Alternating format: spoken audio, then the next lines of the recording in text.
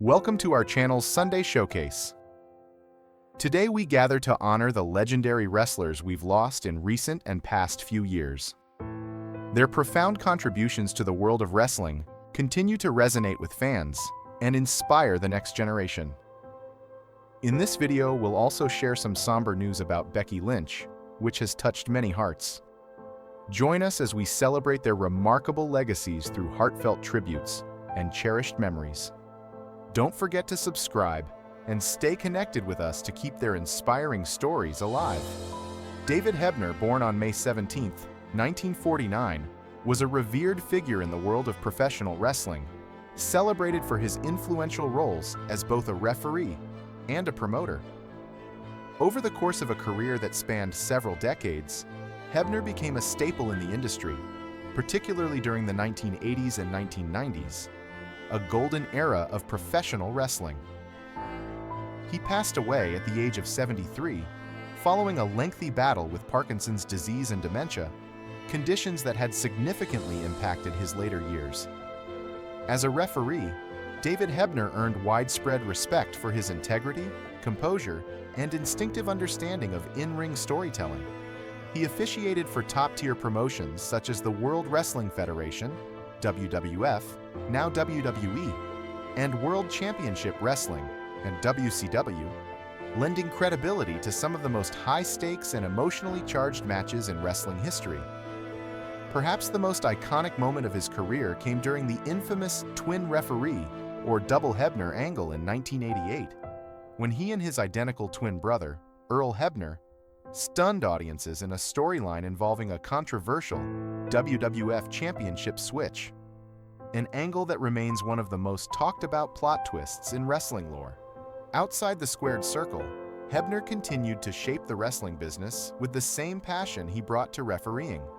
He worked as a promoter and took part in several independent wrestling ventures, always championing the interests of wrestlers and advocating for fair treatment within the industry. David Hebner's legacy is one of dedication, professionalism, and love for the sport. His contributions left an indelible mark on professional wrestling, and his passing was mourned deeply by fans, peers, and generations of performers whose careers he influenced. He remains a cherished figure in wrestling history, remembered with profound admiration and respect. Billy Travis was a highly respected individual, admired not only for his professional achievements, but also for his unwavering dedication to his community. Born and raised in a modest, close-knit town, he built a reputation early in life for his relentless work ethic, integrity, and commitment to doing things the right way.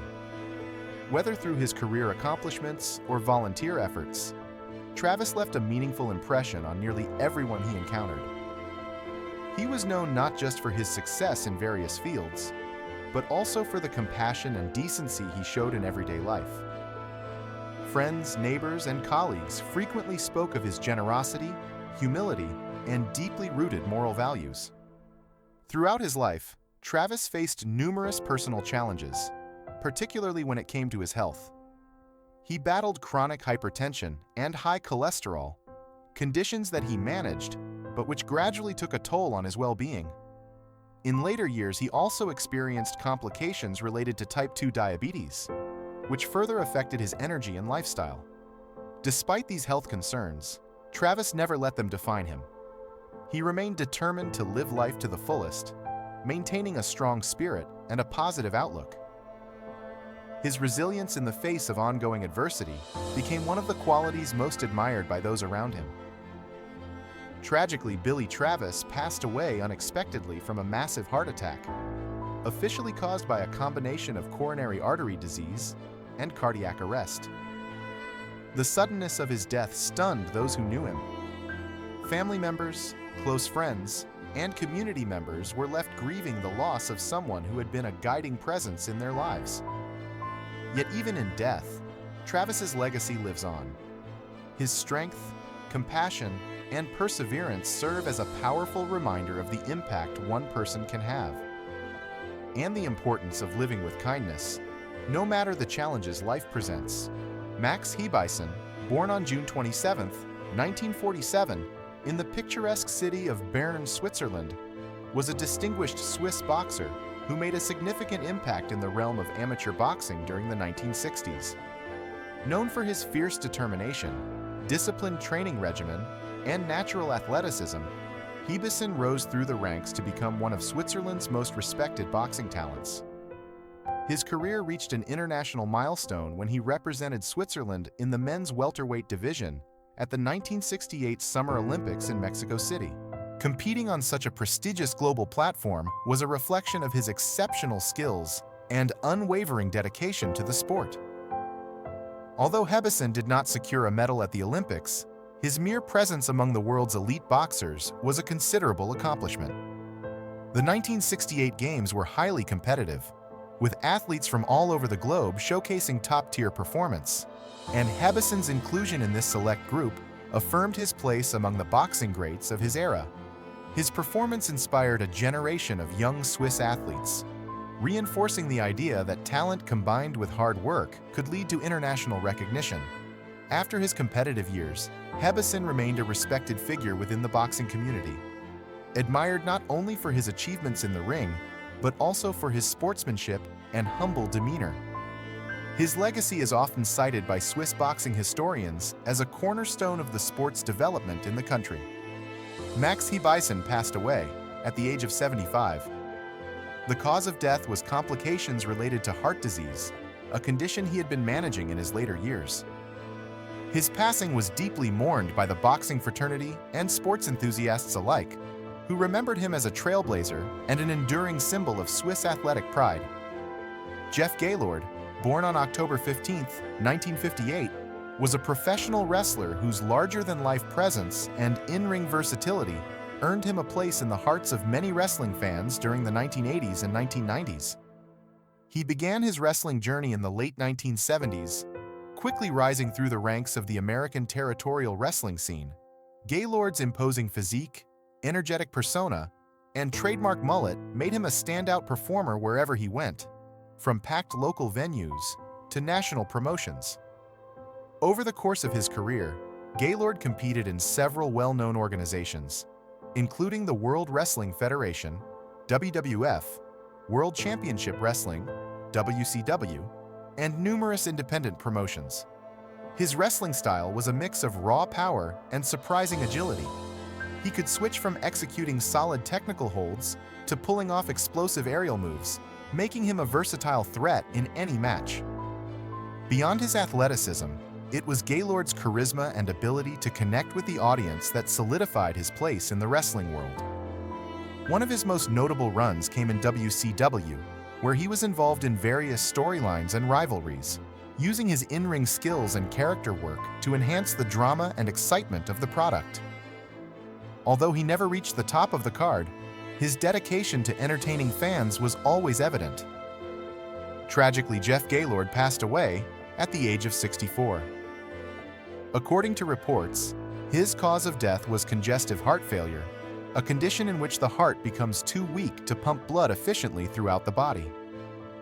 While his later years were marked by personal challenges and time away from the spotlight, Gaylord's impact on the wrestling business remains appreciated by those who watched him perform. His legacy lives on as a passionate and colorful figure from wrestling's vibrant territory days.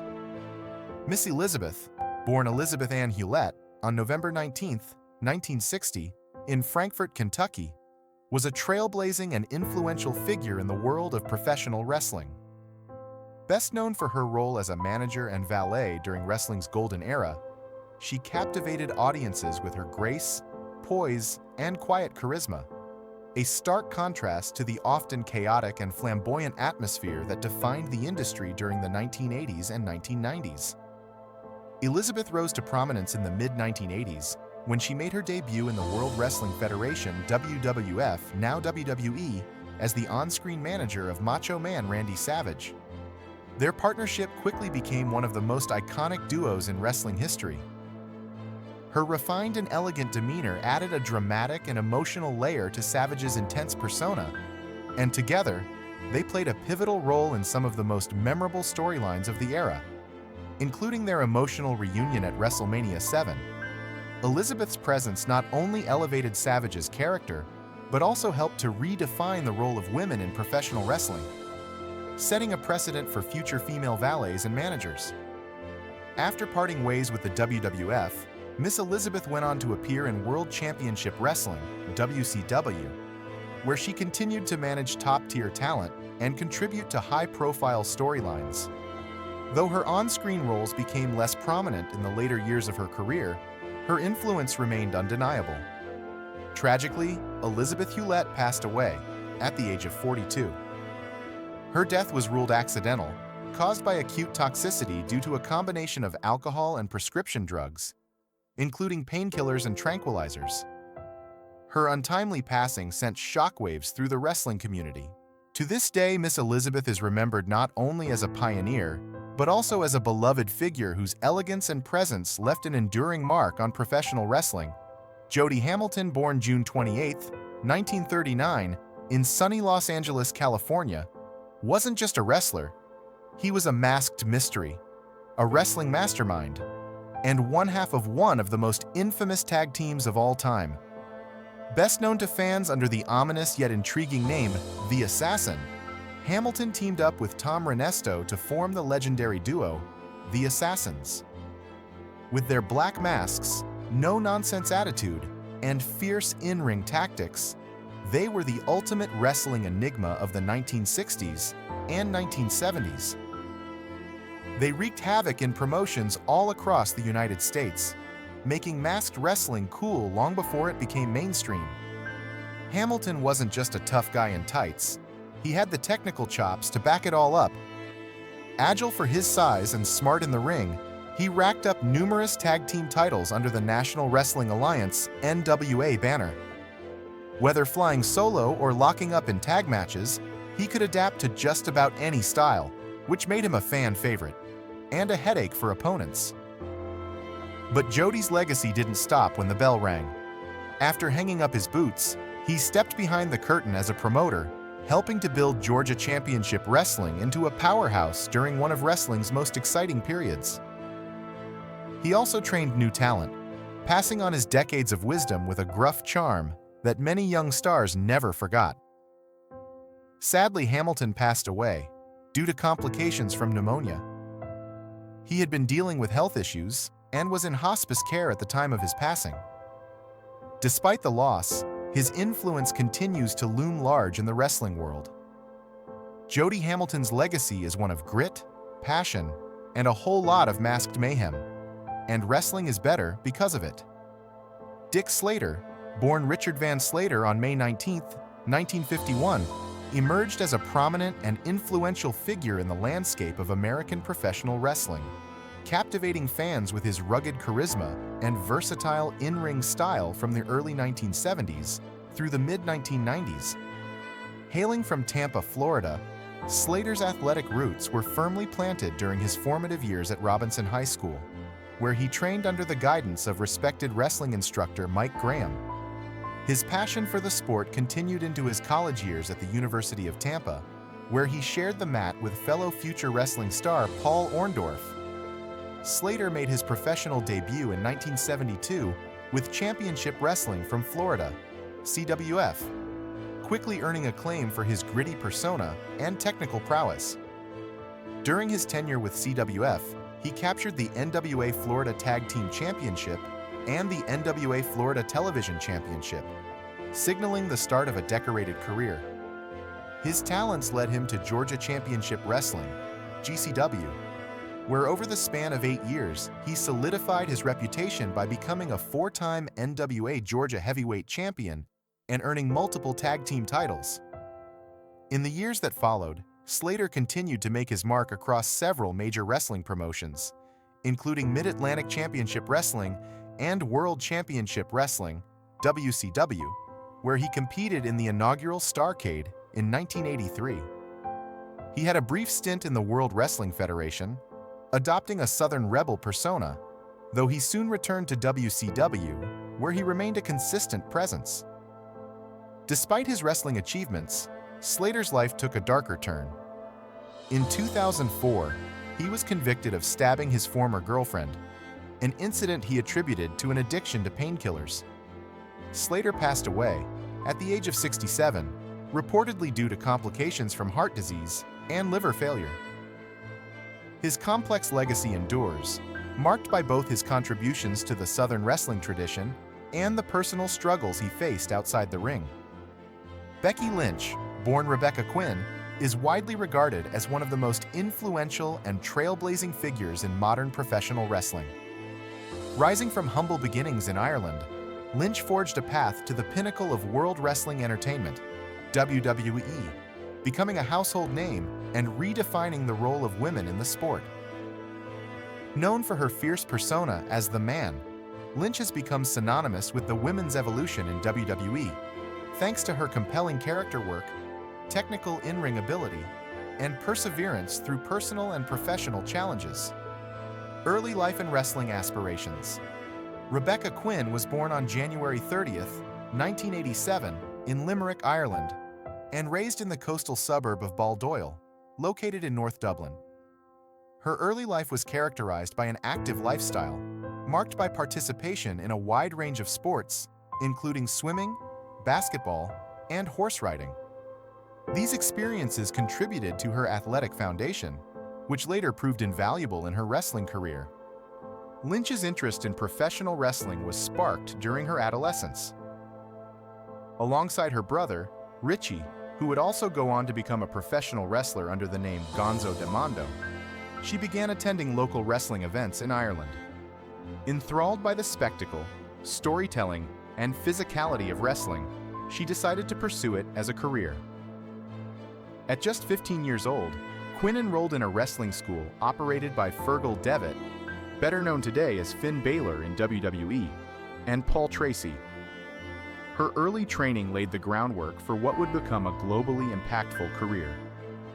Early career as Rebecca Knox, an injury setback.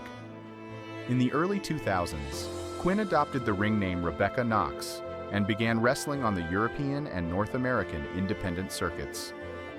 She competed for promotions such as Supergirls Wrestling, Shimmer Women Athletes, and German Stampede Wrestling, earning recognition for her technical skill and charismatic presence. Her style incorporated elements of submission wrestling, suplexes, and mat-based offense, drawing influence from both Japanese and European wrestling traditions. However, her burgeoning career faced a severe obstacle in 2006.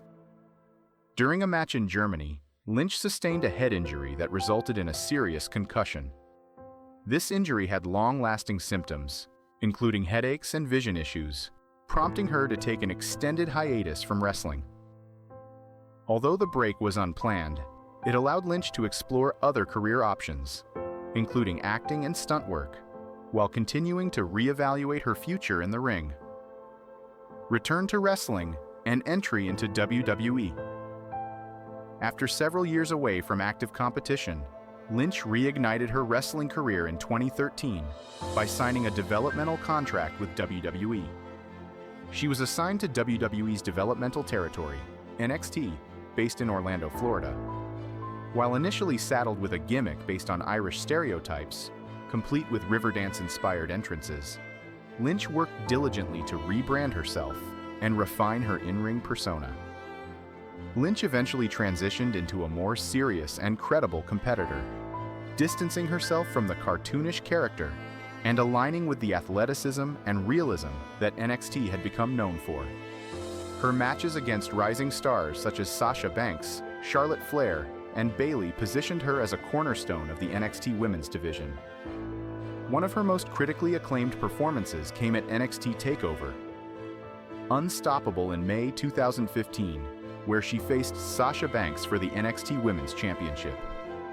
Though she lost the match, her showing was lauded by fans and critics alike, cementing her status as a future star within WWE. Main roster debut in the Women's Revolution. Becky Lynch made her main roster debut on July 13, 2015, during an episode of Monday Night Raw.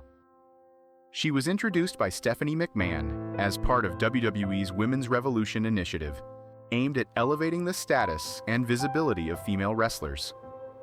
Alongside Charlotte Flair and Sasha Banks, Lynch joined a wave of NXT talent brought to the main roster to challenge the long-standing norms of WWE's Divas division, which had historically prioritized looks over wrestling ability. Lynch quickly gained popularity due to her relatable underdog persona and hard-hitting wrestling style. However, despite early fan support, she often found herself overshadowed by more heavily pushed stars like Charlotte Flair. Still, Lynch's persistence and steady improvement allowed her to gradually ascend the ranks. In September 2016, Lynch became the inaugural SmackDown Women's Champion after defeating several competitors in a six-pack elimination challenge at WWE Backlash.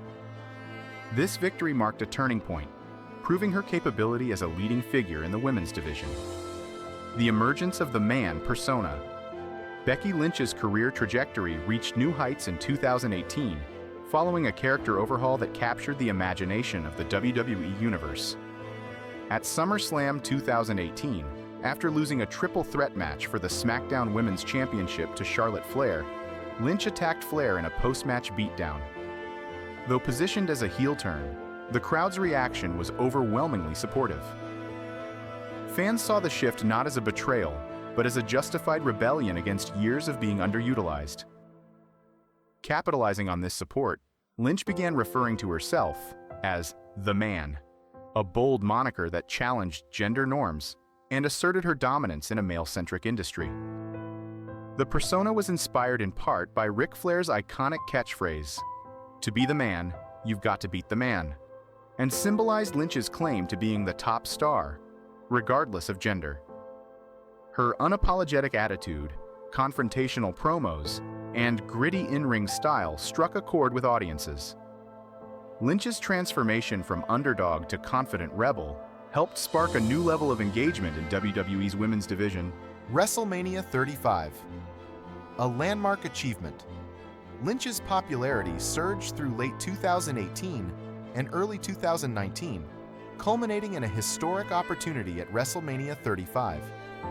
On April 7th, 2019, she participated in the first women's main event in WrestleMania history, a triple threat match against Ronda Rousey and Charlotte Flair.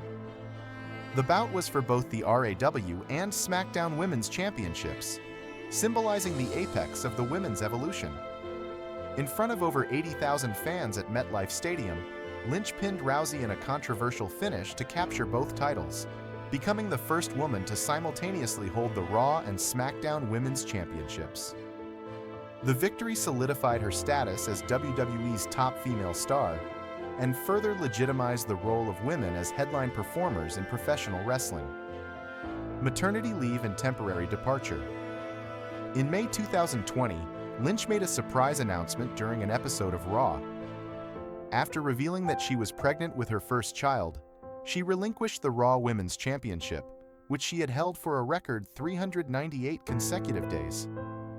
The title was awarded to Asuka, the winner of that year's Women's Money in the Bank ladder match. The announcement marked a significant moment not only in Lynch's career, but also in WWE's broader narrative about motherhood and female athletes.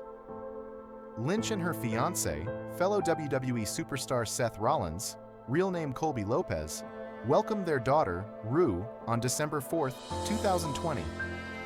Throughout her maternity leave, Lynch maintained a strong presence on social media, providing fans with updates and maintaining interest in her eventual return. Her time away was celebrated as a progressive step for women in sports entertainment, emphasizing that motherhood and professional success are not mutually exclusive. Return and reinvention. Becky Lynch returned to WWE at SummerSlam 2021, making a surprise appearance in place of the absent Sasha Banks. She challenged Bianca Belair for the SmackDown Women's Championship and defeated her in just 26 seconds, a decision that sparked controversy among fans and critics who felt the squash match undermined Belair's momentum. Following her return, Lynch adopted a new heel persona known as Big Time Bex, portraying a narcissistic and fashion-forward champion. Her feud with Belair continued over the coming months, culminating in a rematch at WrestleMania 38 in April 2022. In a widely praised bout, Belair defeated Lynch to regain the championship. while Lynch earned praise for her performance and ability to elevate her opponent. Recent injury and health challenges. In mid-2023, Becky Lynch suffered a shoulder injury during a match on Monday Night Raw. While initially believed to be minor, further medical evaluation revealed a torn labrum, which required rehabilitation, and forced Lynch to take time off from in-ring competition.